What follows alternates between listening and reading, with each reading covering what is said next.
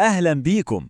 النهاردة هنفك شفرة مفهومين من أساسيات الكيمياء دايما بيلخبطوا ناس كتير: الأكسدة والاختزال. يلا بينا هنحكي الحكاية من أولها خالص. لما بنسمع كلمتين أكسدة واختزال ممكن نحس إن الموضوع معقد، بس الحقيقة هي قصة بسيطة جدا وليها فصلين، فصل قديم وفصل حديث هو اللي بيكشف الحقيقة كلها. خلونا نبدأ بالفصل الأول. زمان قوي الكيميائيين كانوا بيبصوا للتفاعلات دي بطريقة مباشرة جدا، يعني كانوا رابطين كل حاجة بوجود الأكسجين، ومن هنا أصلا جت كلمة أكسدة. تعالوا نشوف كانوا بيفكروا إزاي. زمان الموضوع كان بسيط، بيقول لك أكسدة يبقى أكيد في أكسجين في الموضوع. أي مادة نسبة الأكسجين فيها تزيد أو تاخد أكسجين زيادة كانوا على طول بيقولوا عليها اتأكسدت. بس كده. طيب عشان نفهم أكتر خلونا ناخد المثال ده. تخيلوا معانا غاز الهيدروجين اللي هو ال H2 بنمرره على أكسيد نحاس سخن اللي هو CuO. شوفوا إيه اللي بيحصل في التفاعل ده. ببساطة كده الهيدروجين وهو داخل التفاعل كان لوحده ما فيهوش أي أكسجين. راح عمل إيه؟ خطف الأكسجين من أكسيد النحاس، فلما ارتبط بيها وبقى مياه أو H2O نسبة الأكسجين فيه زادت. عشان كده بنقول إن الهيدروجين اتأكسد. أوكي، ده بالنسبة للأكسدة. طب والناحية التانية الاختزال هو ببساطة عكس الأكسدة تماما.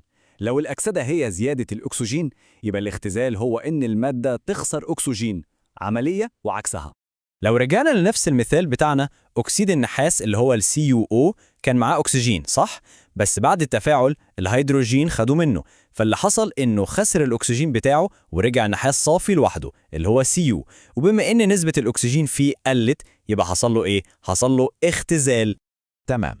لغاية هنا القصة كانت واضحة وكلها بتدور حوالين مين خد الأكسجين ومين خسره. لكن العلماء مع الوقت اكتشفوا إن في قصة تانية أعمق بكتير بتحصل ورا الكواليس، في لعبة تانية خالص، لعبة إلكترونات، ودي اللي غيرت كل حاجة. وهنا بقى السؤال المهم اللي العلماء سألوه لنفسهم: طب لو في تفاعل كيميائي ما فيهوش أكسجين أصلاً يبقى كده ما فيش أكسدة واختزال؟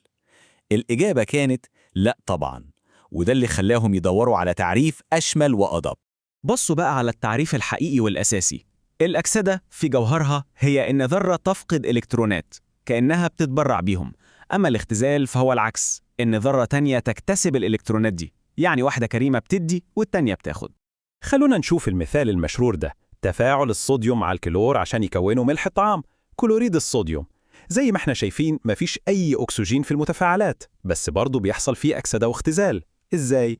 اللي بيحصل هنا إن ذرة الصوديوم بطبيعتها بتحب تتبرع بإلكترون عشان تستقر، ولأنها فقدت إلكترون يبقى حسب المفهوم الحديث حصلها عملية إيه؟ بالظبط كده، عملية أكسدة.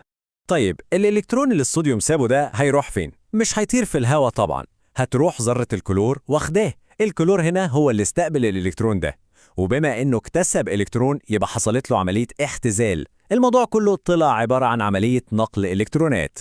حلو قوي، كده فهمنا العمليتين نفسهم.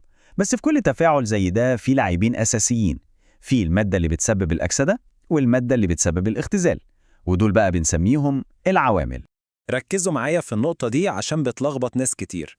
المادة اللي حصل لها أكسدة، يعني اللي فقدت إلكترونات، هي اللي خلت المادة التانية تكتسب الإلكترونات دي، صح؟ يعني هي اللي سببت الاختزال للمادة التانية، عشان كده بنسميها عامل مختزل، هي اللي عملت الاختزال لغيرها. والعكس صحيح تماما، المادة اللي حصل لها اختزال يعني اللي اكتسبت إلكترونات هي اللي سرقت الإلكترون من المادة التانية وخلتها تتأكسد، عشان كده بنسميها عامل مؤكسد. يعني ببساطة كل مادة بتتسمى على اسم العملية اللي سببتها لغيرها، مش اللي حصلت لها هي. عشان نلخص الليلة دي كلها وما نتلخبطش تاني، تعالوا نبص على الجدول ده، هيلم كل اللي قلناه في مكان واحد ويربط المفاهيم كلها ببعض. يلا بينا نلخص الحكاية. الأكسدة هي فقد إلكترونات، والمادة اللي بيحصل لها كده بتبقى هي العامل المختزل. والناحية التانية الاختزال هو اكتساب إلكترونات، والمادة اللي بتعمل كده بتبقى هي العامل المؤكسد. شايفين العلاقة العكسية؟ اللي بيتأكسد هو عامل مختزل، واللي بيختزل هو عامل مؤكسد. هي دي كل القصة. وبكده نكون حكينا القصة الكاملة، من الحكاية البسيطة بتاعت الأكسجين لحد لعبة الإلكترونات اللي هي أساس كل حاجة. السؤال دلوقتي، المرة الجاية لما عينكم تقع على أي تفاعل كيميائي هتعرفوا تحددوا مين اتأكسد ومين اختزل ومين هو العامل المؤكسد ومين العامل المختزل؟ فكروا فيها.